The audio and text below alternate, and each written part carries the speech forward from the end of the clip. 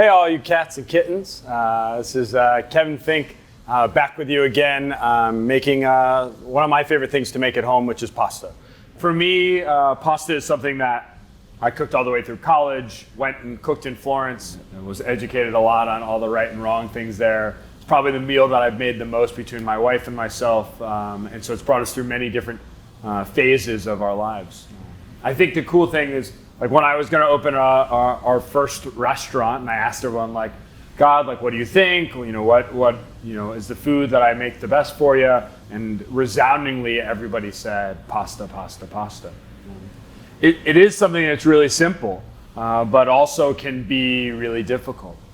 And I think that, you know, what I'm going to make with you today is kind of our rendition of like an alla olio, but it's a little bit different of that. So dry store-bought spaghetti, good brand, brown.Add, a little bit of lemons, parsley, some dried cheese. This is actually a Texas cave-aged cheese that we have, garlic, olive oil, and then I have Nassau chili flakes, which is a dried chili that we get from some of our farms here. But in general, this is a thing that you can do with just like red chili flakes or something like that.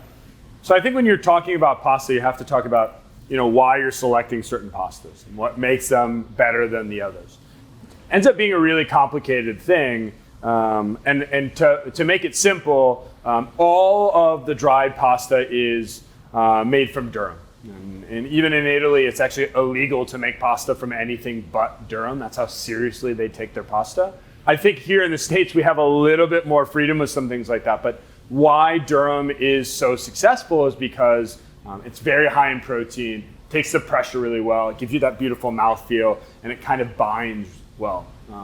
Durum is actually a direct descendant of emmer, which of course is the namesake of our restaurant, which is another very high protein grain.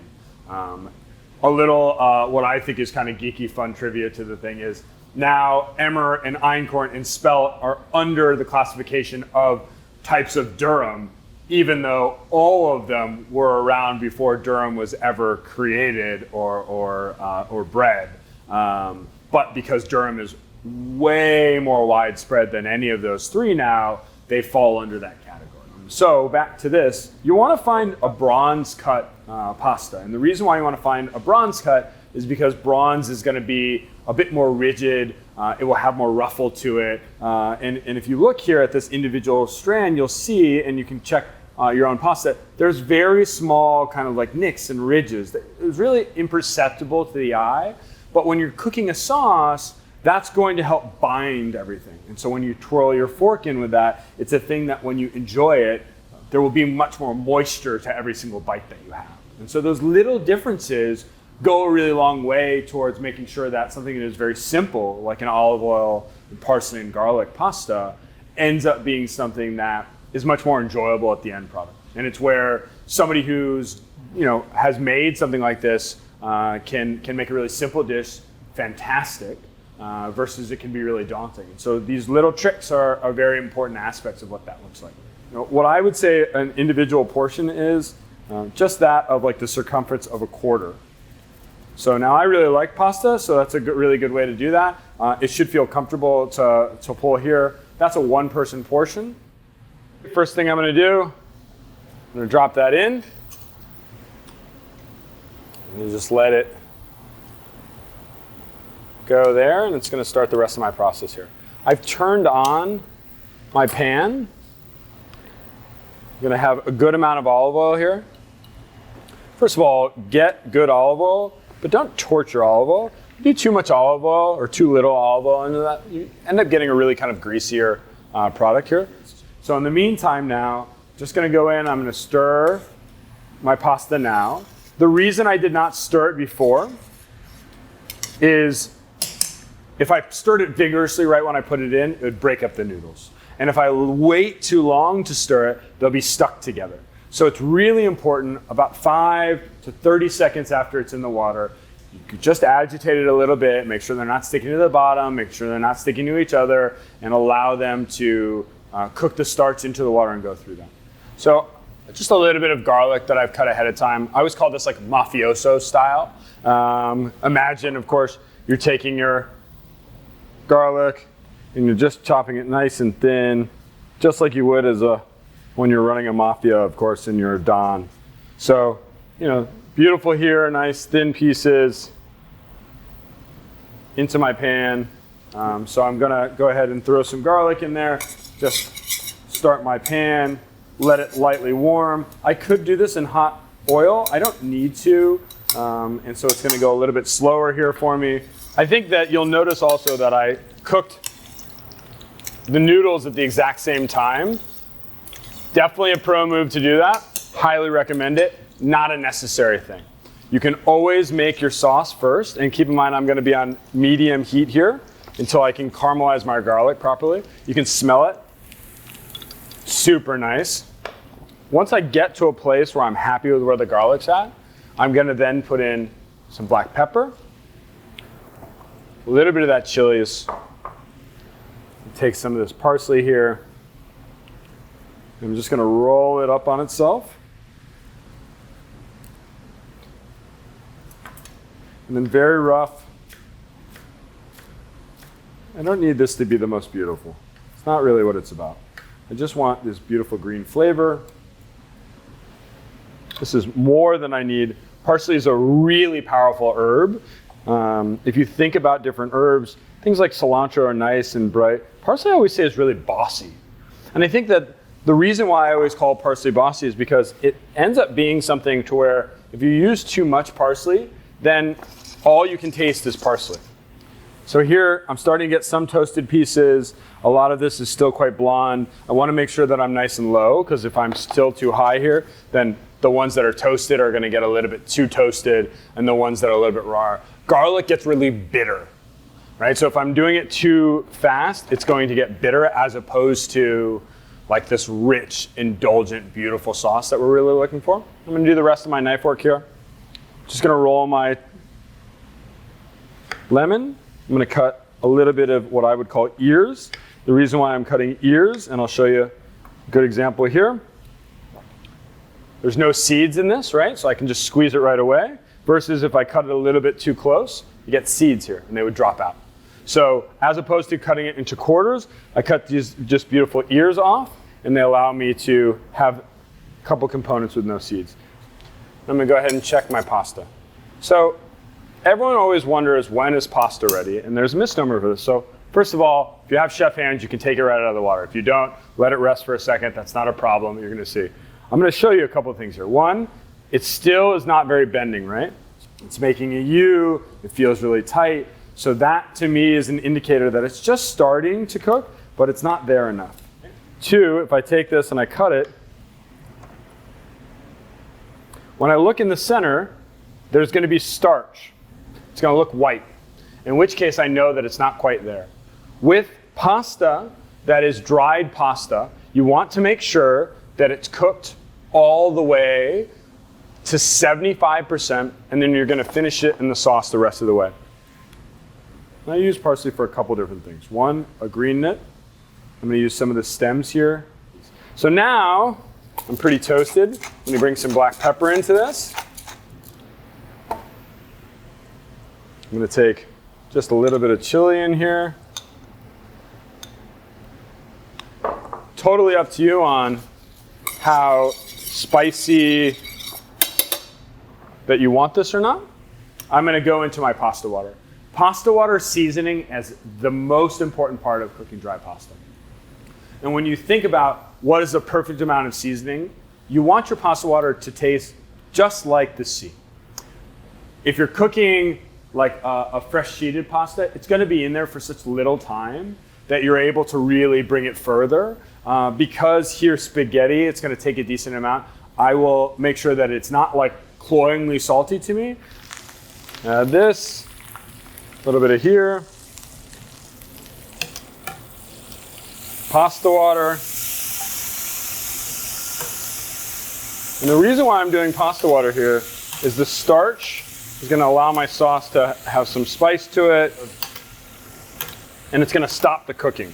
So I've brought the garlic as far as I wanna bring the garlic, and now I wanna start to get some starch here and cook this sauce and let it come together. Now that I have my pot where I want it, seasoning, ready to go, I feel good about that. nice and caramelized. And I'm just going to wait a little bit for the rest of the pasta. If you cook pasta enough, you start to understand just by the look at them where they really are. But to get there, you have to eat and try and try and try.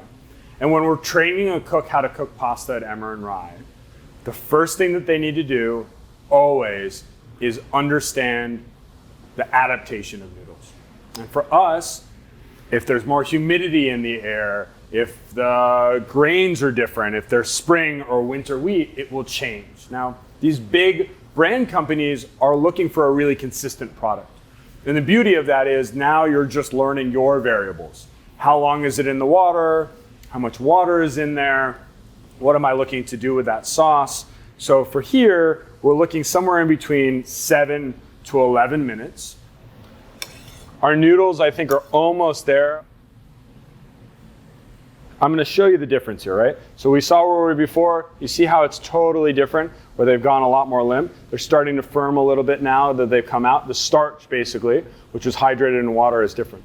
And I can feel the difference in my hand, right? So now it's right where I want it to be. There is just a touch of white in it. I'm going to take this and I'm going to place this over here. And I'm going to come in. I'm going to take my pasta.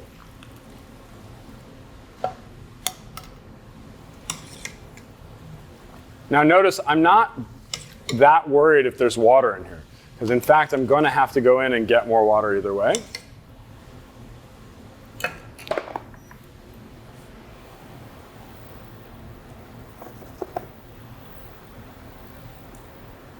And now I'm going to start to turn it up. And I'm going to let the starch cook with it.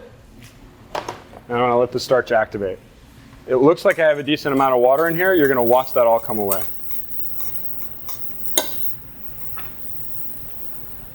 I think it's an important thing to recognize when you're cooking pasta that you cannot have too dry of a pasta. It's really easy to think that something looks really great and then not recognize that because of the starch and because of it drying and it's really hot, that it's going to slowly dry out. So you almost want to serve it where it's a little bit more wet than what you expect. And yet you need to have confidence that it's going to cling properly, right? And that's a learned trait here, where that cling is versus where that actually too moist is, because we've all had kind of like, we don't want to serve soup and pasta. And if you look here, cooking this together is how I'm doing that. So now my moisture is starting to cling a little bit better here, right?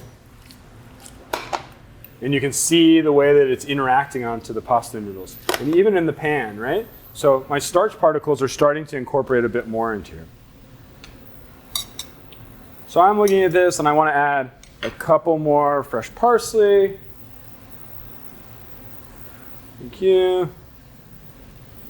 And then once this is where I want it, I'm going to squeeze a little bit of lemon in there. A traditional olio has no lemon to it.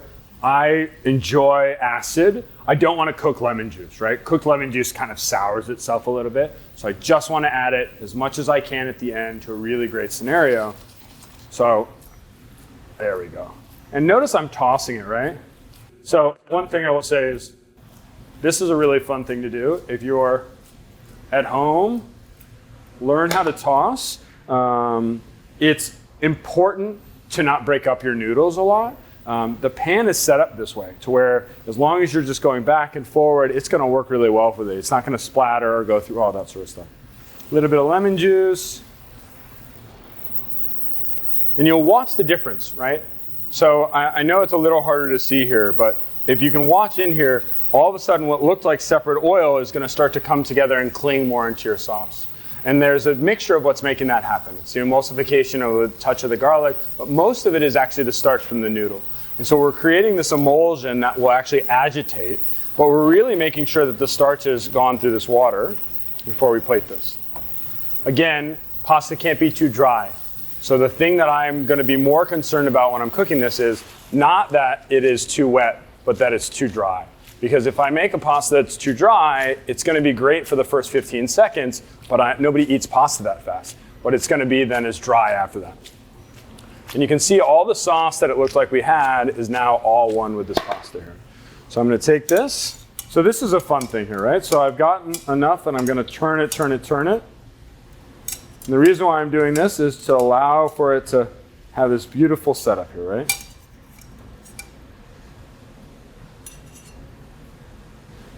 All right.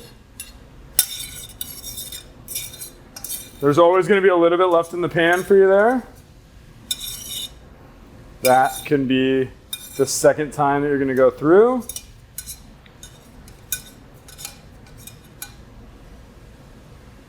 Beautiful. Okay. Cheese.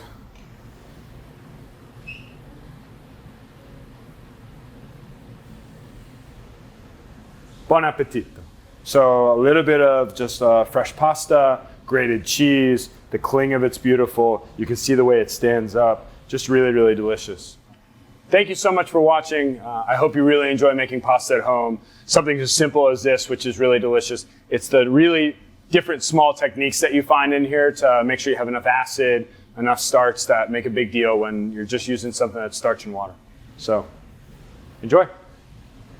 Thank you so much.